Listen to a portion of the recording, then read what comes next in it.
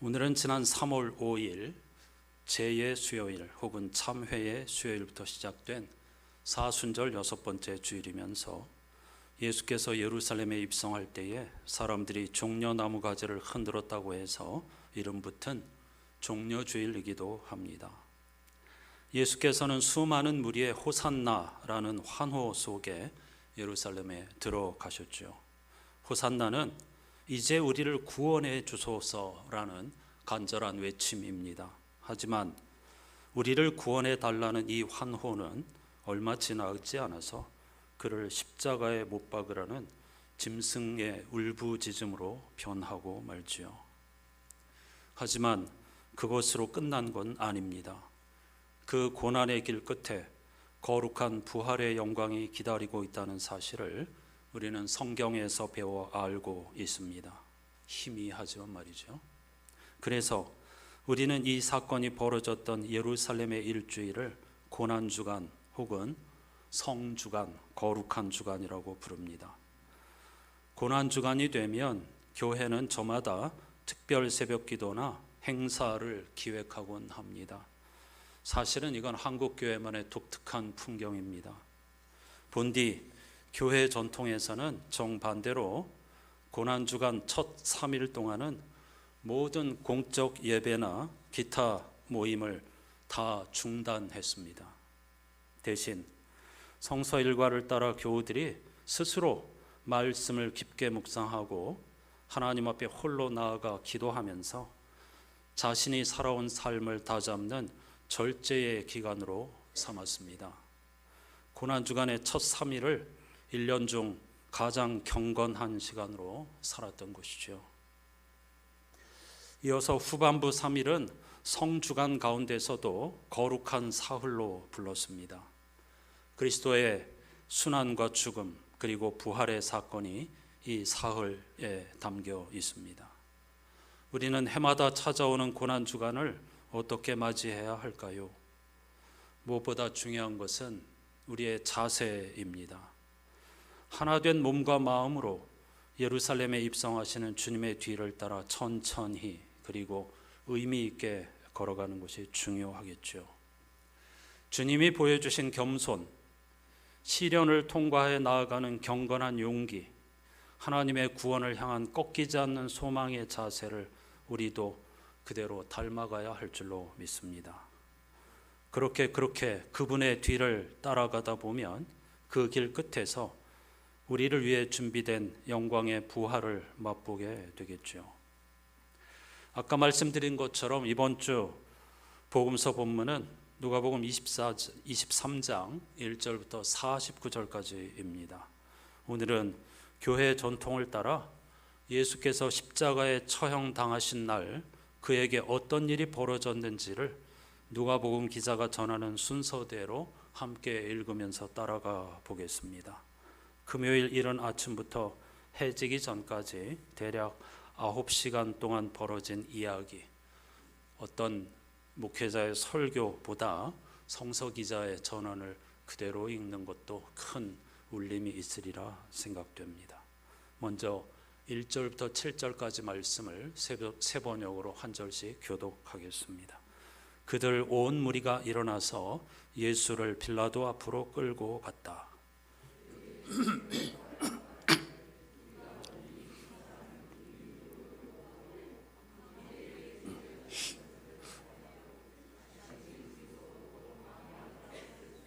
그래서 빌라도가 예수께 물었다. 당신이 유대인의 왕이요? 예수께서 빌라도에게 대답하셨다. 당신이 그렇게 말하고 있어.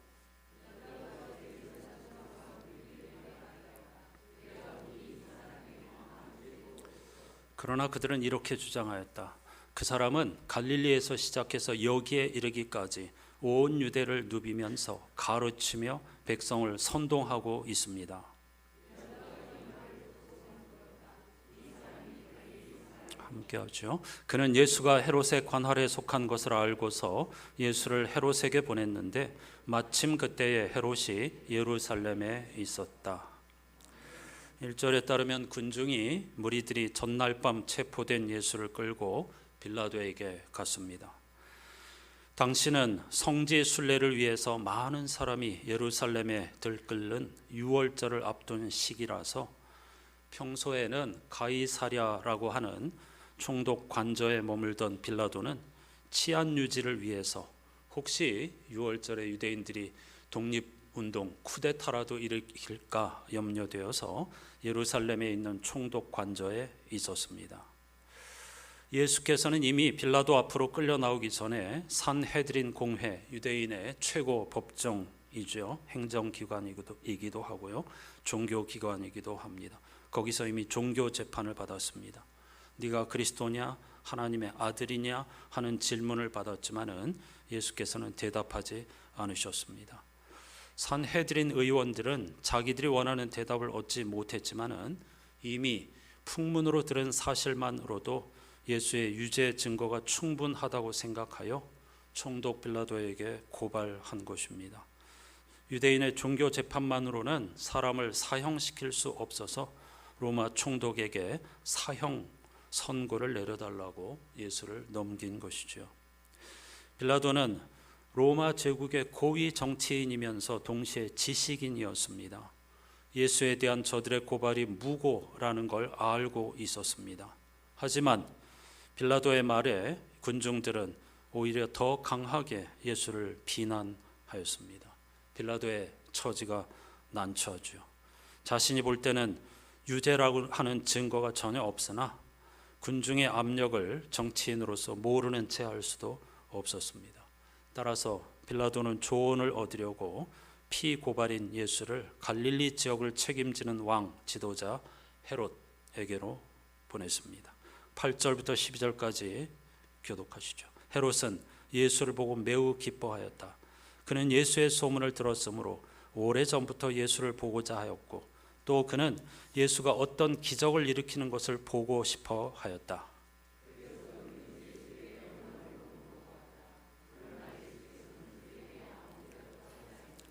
그런데 대제사장들과 율법학자들이 곁에 서 있다가 예수를 맹렬하게 고발하였다.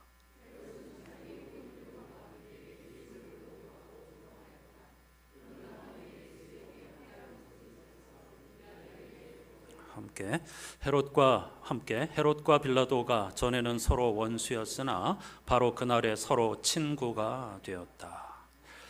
헤롯은 예수를 만나보고 싶었습니다. 당시 그의 호기심을 끌만한 예수에 관한 소문이 있었기 때문이죠. 예수께서는 마찬가지로 헤롯의 질문에도 아무런 대답을 하지 않으셨습니다. 대제사장들과 서기관들은 예수가 죄인이라고 하는 이유를 헤롯 앞에서 강변했고 헤롯과 군인들은 예수를 조롱하고 다시 빌라도에게로 돌려보냈죠. 13절에서 25절까지 오늘 우리가 집중하고 싶은 본문을 교독하겠습니다. 빌라도는 대제사장들과 지도자들과 백성을 불러 모아놓고서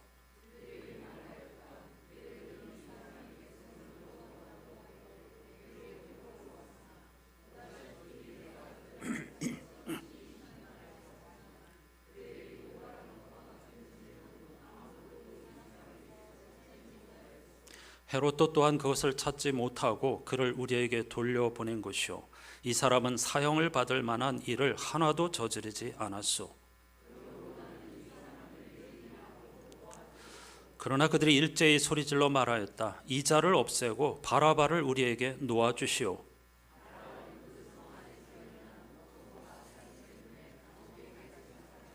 빌라도는 예수를 놓아주고자 하여 다시 그들에게 말하였다.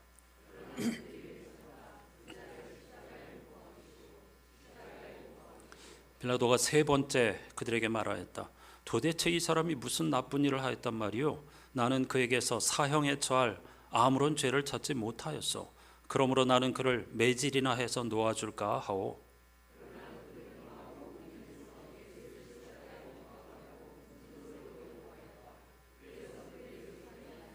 마침내 빌라도는 그들의 요구대로 하기로 결정하였다.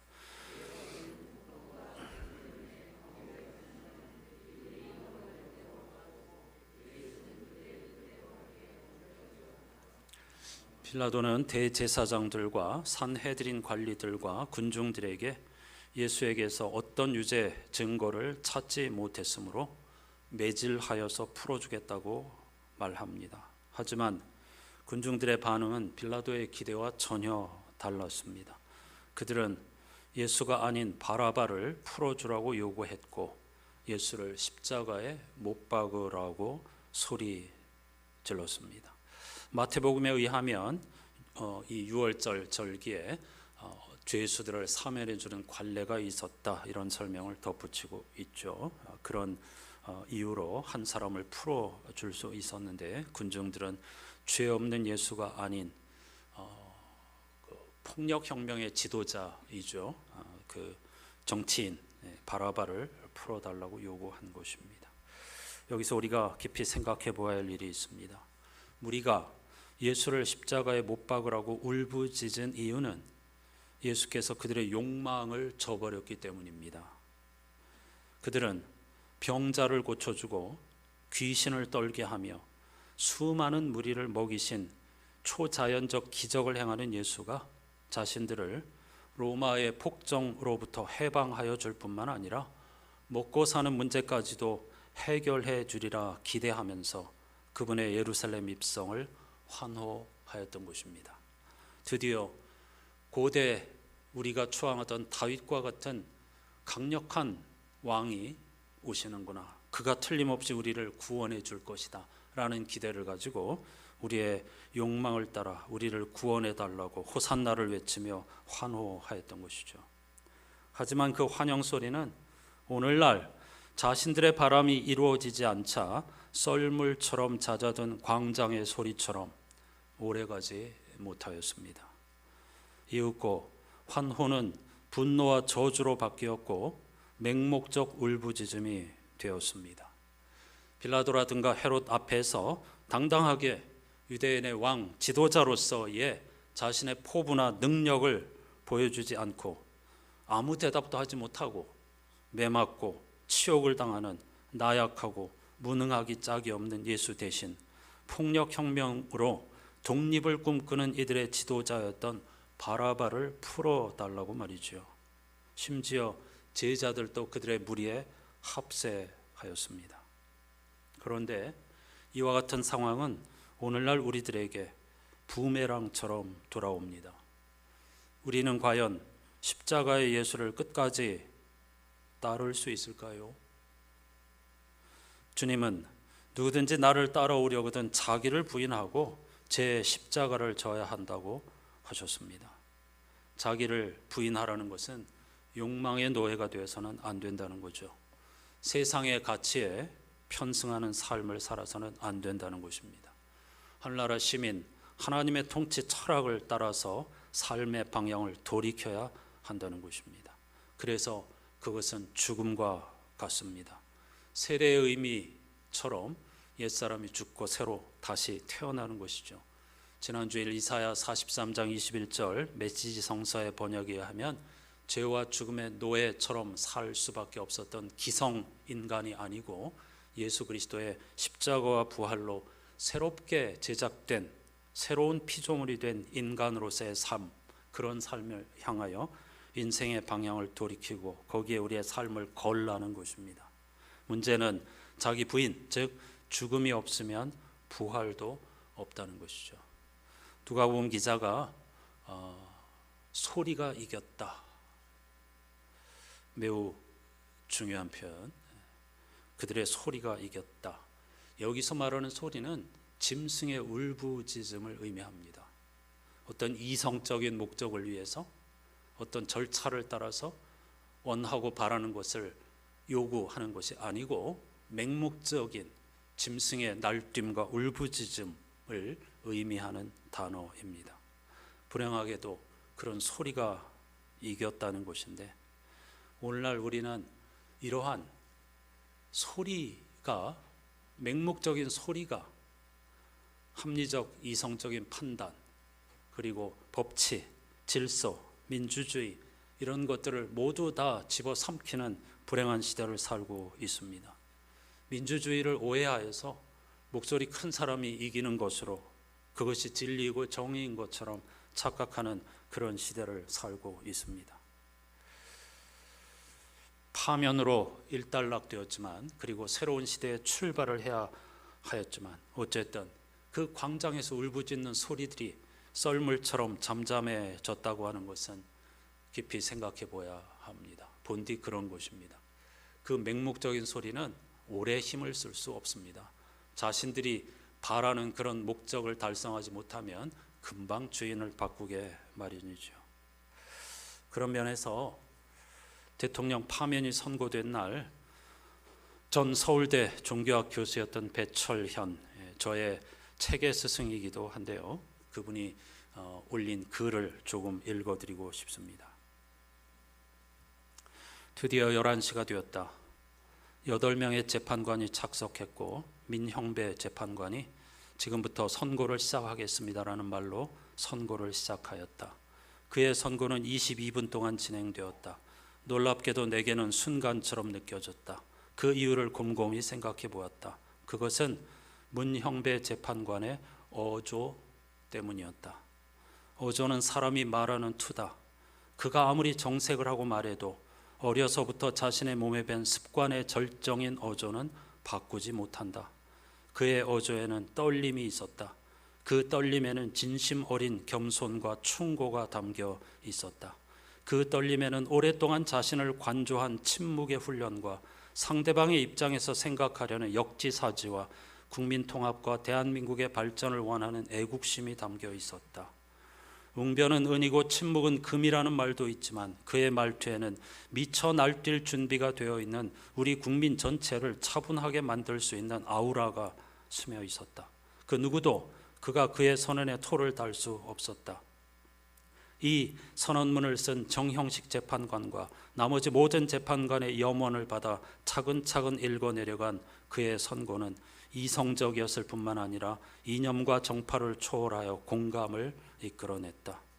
탄핵이 인용되었다고 그것을 주도한 민주당이 경거망동하게 기뻐 날뛰지도 않았고, 기각을 받았던 국힘당이 함부로 불복할 수도 없었다. 그의 어조는 우리 모두를 제정신으로 돌아가게 만들었다.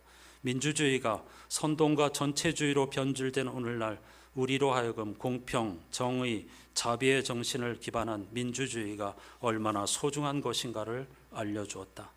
나는 우리 사회의 어떤 사람으로부터도 그런 말투를 들은 적이 없다. 말투는 하루에 만들어지는 것이 아니라 오랫동안 그 사람의 오장육부와 심장에서 만들어진 정서와 그것을 일목요연하게 표현하려는 뇌의 이성과 조우하여 만들어낸 예술이다. 나는 그의 말투에서 나오는 힘이 어디에서 왔는지 궁금했다. 그는 경남 하동에서 빈농의 아들로 태어났지만 독지가 김장하 선생을 만나 4년간 장학금을 받고 사법시험에 합격할 수 있었다.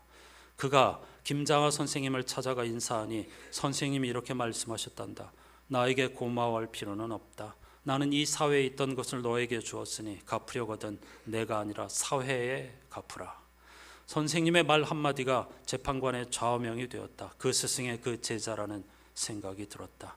사람들은 자신의 직업을 자신과 가족의 안락을 위한 돈벌이 수단쯤으로 생각한다. 그래서 수단 방법을 가리지 않는다. 그런 사람의 목소리는 들떠있고 불안하다. 자신이 하는 일에 자부심이나 보람이 결여되었기 때문이다. 그런 사람의 일상 언행은 목적이 아니라 수단이기 때문이다. 민재판관의 어조는 자신의 재판 행위는 개인의 영달을 위한 연기가 아니라 자신의 소신과 삶의 태도를 담은 유일무이한 인생의 배역이었다. 그는 자신의 선고문을 다 읽고 시계를 쳐다보며 이렇게 덤덤하게 말한다. 탄핵 사건이므로 선고 시간을 확인하겠습니다. 지금 시각은 오전 11시 22분입니다. 피청구인 대통령 윤석열을 파면한다. 누구를 부러워하는 것이 무식이라고 하지만 원래 무식이라는 단어의 뜻은 누군가를 부러워하는 것입니다. 누구를 부러워하는 것이 무식이라고 하지만 그의 어조를 나는 담고 싶다. 60일 후에 진행될 대선에서 후보들의 말투를 보고 한 명을 선택하고 싶다.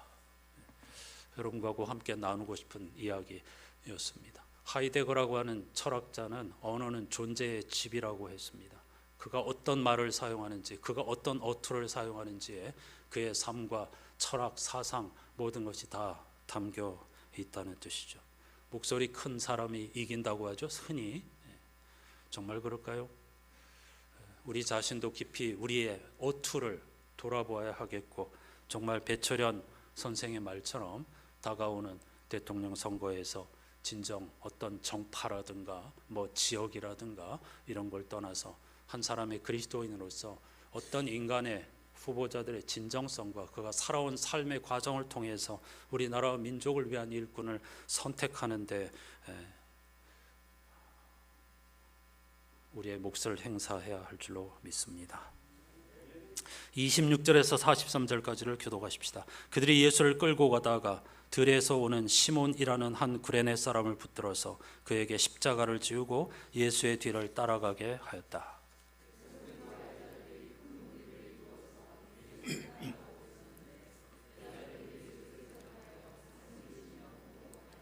예수께서 여자들을 돌아보시고 말씀하셨다. 예루살렘의 딸들아, 나를 두고 울지 말고 너희와 너희 자녀를 두고 울어라.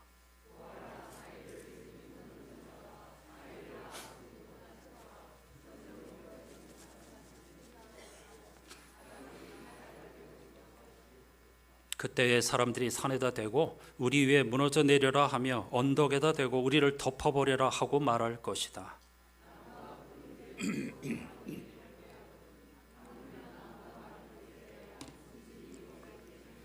다른 죄수 두 사람도 예수와 함께 처형장으로 끌려갔다.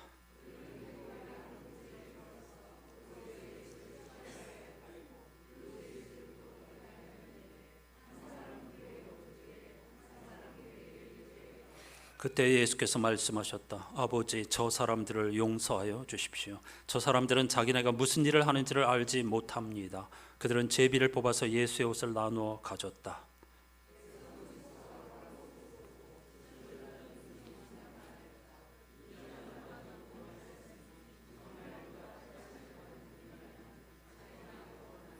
병정들도 예수를 조롱하였는데 그들은 가까이 가서 그에게 신포도주를 들이대면서 예수의 머리 위에는 이는 유대인의 왕이다 이렇게 쓴 쥐패가 붙어 있었다.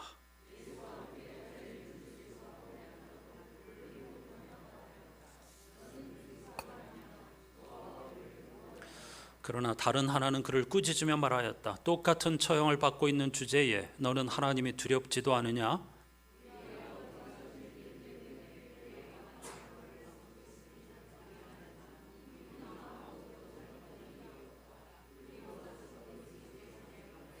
예수님, 주님이 주님의 나라에 들어가실 때에 나를 기억해 주십시오.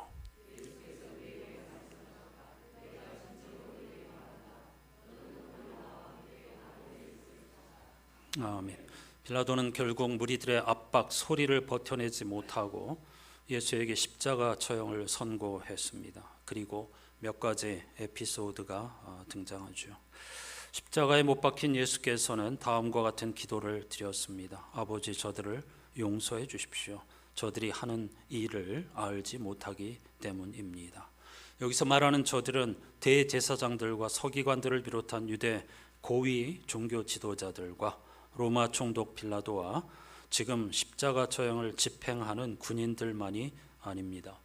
제자를 포함한 예루살렘 주민 모두가 예수의 십자가 죽음에 연루되었습니다.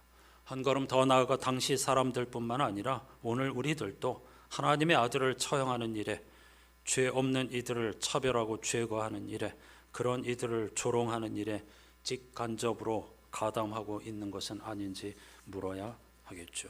마지막으로 44절에서 49절까지를 교독합니다. 어느덧 낮 12시쯤 되었는데 어둠이 온 땅을 덮어서 오후 3시까지 계속되었다.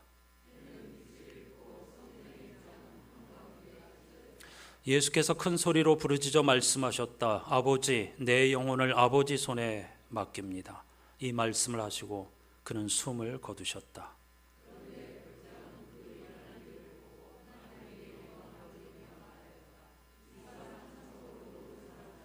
구경하러 모여든 무리도 그 일어난 일을 보고 모두 가슴을 치면서 돌아갔다. 예수를 아는 사람들과 갈릴리에서부터 예수를 따라다닌 여자들은 다 멀찍이 서서 이 일을 지켜보았다. 정오쯤 해가 빛을 잃고 어둠이 임하는 현상이 오후 3시까지 이어졌습니다. 예수께서는 마지막으로 아버지, 내 영혼을 아버지 손에 맡깁니다 라고 기도한 후에 숨을 거두셨죠. 여러분, 표면적으로 볼 때 예수의 십자가 처형은 결코 구원의 능력이 아닙니다. 당시 사람들은 유대인이나 이방인이나를 불문하고 십자가의 죽음을 가장 수치스럽고 어리석은 일로 여겼습니다.